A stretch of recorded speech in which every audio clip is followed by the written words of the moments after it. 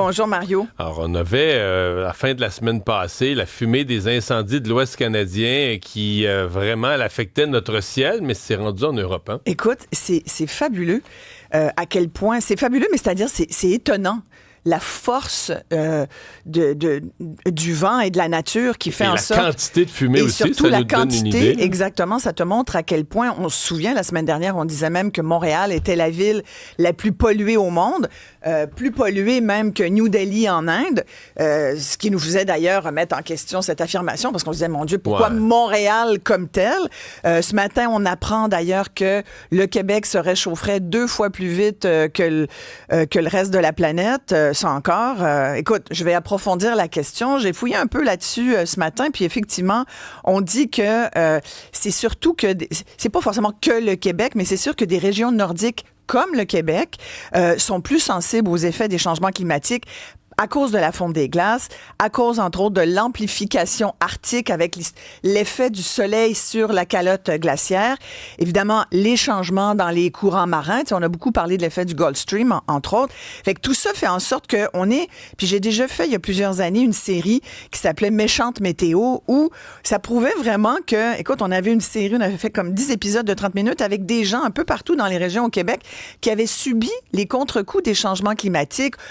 Tantôt la foudre, tantôt des inondations, tantôt des tremblements de terre. On sait qu'il n'y a pas longtemps, on parlait de glissement de terrain au Québec en disant on en aura de plus en plus. Et oui, notre smog a voyagé. Donc, les feux de forêt des prairies qui sont venus jusqu'à nous, puis on en était étonnés. Puis on se souvient, il y a 2 ans, la fumée, là, on sortait dehors à Montréal, puis on la sentait, ça sentait le feu de bois du chalet. Là, plus t'sais. Même qu'à la fin de la semaine passée. Ah, oui, mais oui, la semaine passée, c'est que le ciel était vraiment brouillé. Voilà, là. complètement. Moi, je suis arrivé au lac vendredi soir, puis c'était En fait, tu regardais le soleil, là, sans plisser des yeux. Là. Le soleil était comme...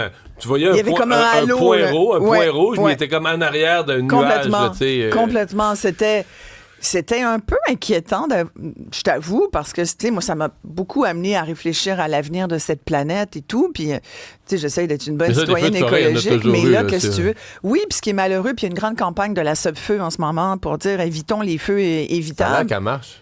Ben, j'ai parlé aux gens de la Sub-Feu la semaine passée. Ils disent qu'il y avait, je pense, la moitié moins de feux déclenchés par des humains. Quelque chose comme ça. Tant mieux, parce que c'est ça le maudit problème. C'est que c'est nous qui épartons ces feux-là. Mais des fois, c'est la foudre. Il y en a qui partent naturellement. Oui, mais bon. Et là, effectivement, là, ça se rend. C'est le talk of the town en France.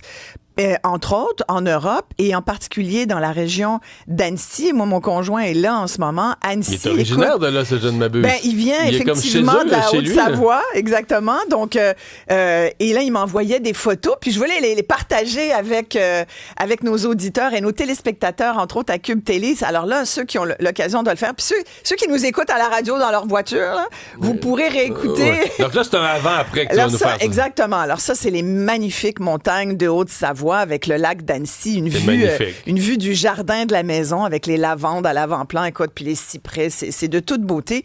Et là, après, regardez ça, là, c'est à 24 heures tu vois, de différence.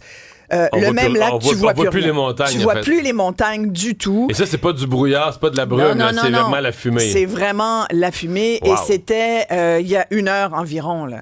Alors, c'est des images très fraîches.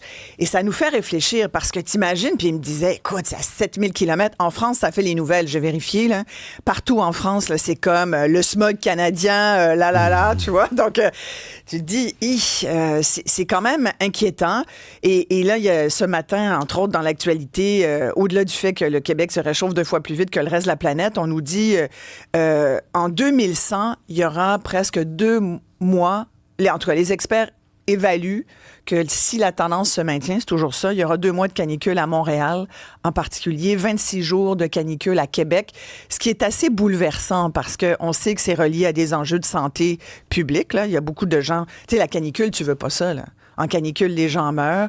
Il y a des gens qui ont des maladies chroniques qui sont très malades. Fait que c'est à réfléchir tout ça, tu sais, au moment où on chiale contre la taxe carbone, où on se dit, hey, regarde, le transport en commun, on va prendre mon char. Tu sais, c'est comme, on dirait que Il y a comme quelque chose. Le transport en commun, là, ce matin, c'est terrible, c'est grève terrible. à Montréal, grève à Québec qui s'en vient, puis le REM ne marche pas. Voilà. Et le REM ne marche pas. Bienvenue dans le transport en commun. Tout va bien.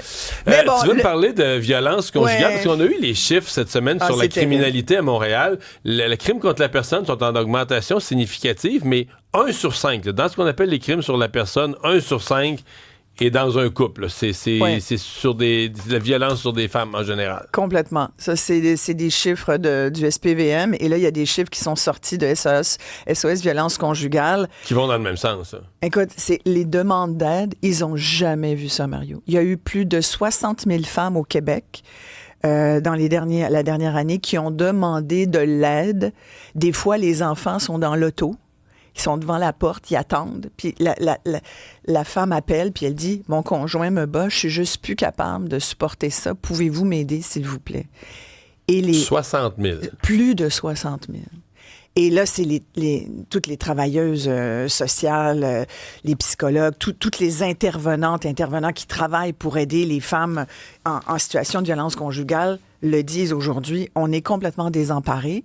C'est un drame profond. On n'a pas de ressources. Tu sais, on le dit beaucoup depuis les dernières années. On a parlé du coût par porte, le 900 000 $, qu'on disait, voyons, ça n'a pas de bon sens. On peut-tu construire des maisons d'hébergement? Il n'y en a pas assez. Le coût de la maison était trop cher. On a dit, on peut-tu faire ça moins cher? Tu sais, on est souvent dans la discussion du coût aujourd'hui. C'est ça. On parle tout le temps de combien ça va nous coûter. Mais en ce moment, il y a une détresse des femmes au Québec et ça nous ramène à la question. Puis il paraît que depuis les 5 dernières années, pandémie oblige, la violence a augmenté. Il y a effectivement, il faut le dire, on ne fera pas semblant qu'il n'y a pas d'éléphant dans la pièce, mais on en parle rarement, mais moi je vais le dire. Il y a beaucoup de communautés culturelles qui arrivent ici, qui n'ont pas les mêmes mentalités. Il y a des biais culturels qui se vivent au détriment des femmes. Il y a beaucoup d'hommes aussi. Il y a le cas de... moi, ce que je vois, là, dans certains cas, là, de choc culturel, c'est que la femme, elle, voit que c'est mieux pour les femmes ici. Oui. Fait qu'elle adopte en accéléré la nouvelle réalité culturelle. Oui. Alors que on adopte plus vite ce qui fait notre affaire que ce qui fait pas notre affaire.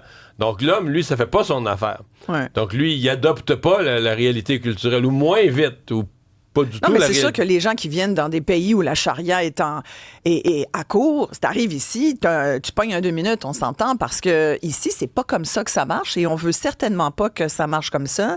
Les femmes sont égales aux hommes. On est plus de la moitié de la population. Je veux dire, faut-il leur rappeler? Donc, mais c'est parce que la femme, elle jase, mettons, de ce qu'elle vit dans son milieu de travail, là. Fait que les autres femmes vont lui dire, ben non, c'est pas comme ça, pas ici, tu comprends? Fait qu'elle, elle va adopter, de dire, OK, ben moi, j'ai des droits. Tu sais, c'est comme... Alors que le conjoint, lui, il reste, tu sais, ce qui fait pas ton affaire, tu l'adoptes moins. Là. Mais il y a aussi, je pense, un problème il y a un problème de masculinité aussi. Là. C'est un grand débat qu'on fera pas maintenant, mais écoute, il faut le faire, puis il faut en parler plus, puis il faut éduquer les jeunes garçons, en discuter avec eux. Parce que là, on dit beaucoup aux femmes, faites attention, habillez-vous pas comme ça. Tu sais, c'est encore le discours. Moi, tu sais, mon père, à l'époque, me disait, mais pas ce jupe-là, là. Voyons, tu te magasines de te faire violer, là. Vois-tu comment que t'es habillée? Tu sais, mais il y a des femmes qui se le font. Il y a des filles qui se le font encore dire. Sincèrement, c'est vraiment troublant, mais quand on regarde les demandes d'aide, moi, c'est ce chiffre-là aujourd'hui, plus de 60 000 femmes qui ont demandé à ce qu'on les aide à quitter un conjoint violent. C'est un enjeu de société auquel il faut vraiment s'atteler. Vraiment. Isabelle, merci. Bonne émission. Merci à Audrey, à Isabelle pour cette belle émission. Merci à vous d'avoir été là. On se retrouve demain.